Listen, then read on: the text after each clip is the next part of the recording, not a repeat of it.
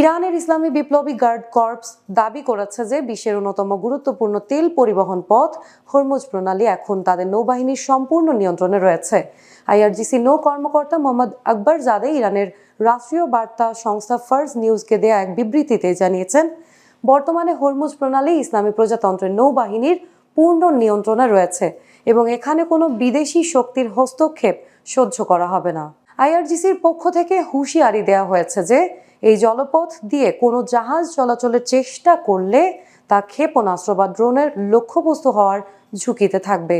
ইতোমধ্যে রেডিও বার্তার মাধ্যমে আন্তর্জাতিক জাহাজগুলোকে সতর্ক করা হয়েছে যে হরমুজ প্রণালীতে কোনো জাহাজ প্রবেশ করতে দেয়া হবে না।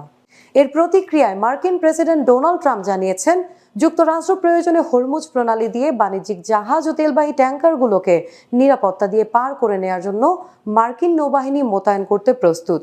ট্রাম্প তার সোশ্যাল মিডিয়া প্ল্যাটফর্ম ট্রুথ সোশ্যালে দেয়া এক পোস্টে ঘোষণা করেছেন যে বিশ্বের জ্বালানি সরবরাহ নির্বিঘ্ন রাখতে মার্কিন নৌবাহিনী অবিলম্বে ট্যাঙ্কারগুলোকে এসকর্ট বা পাহারা দেওয়ার কাজ শুরু করবে।